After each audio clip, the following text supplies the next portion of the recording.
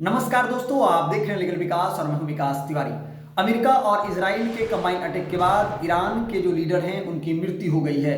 ये खबर काफी चर्चे के विषय बनी हुई है।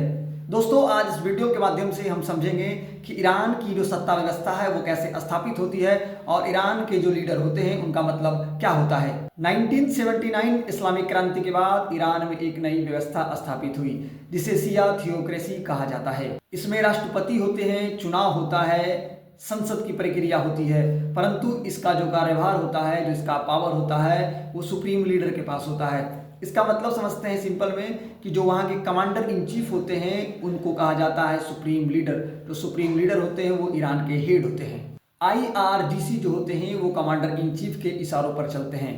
IRGC का मतलब होता है इस्लामिक रेवोल्यूशनरी गॉड क्वार्टर। देश नीति से विदेश नीति तथा परमाणु कार्यक्रम जो भी होते हैं वो चीफ लीडर के हाथों में ही होता है। अगर कम शब्दों में कहा जाए तो ईरान की जो सत्ता व्यवस्था होती है वो चीफ लीडर के हाथों में ही होता है। वहाँ के राष्ट्रपति की कुर्सी रहे या ना रहे, वहाँ के जो चीफ लीडर हैं उन पर कोई फर्क नहीं पड़ता है। खामिनेई ने यही कुर्सी 36 सालों तक संभाली।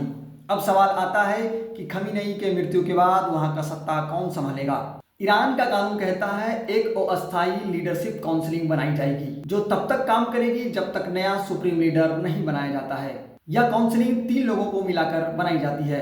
पहला में आता है देश का राष्ट्रपति, दूसरा में आता है देश की न्यायपालिका और तीसरा में आता है पार्लियामेंट के जो स्पीकर होते हैं वो।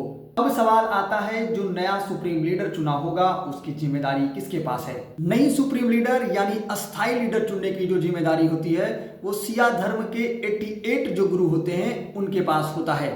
शिया धर्म गुरु जो होते हैं उनका भी चुनाव होता है।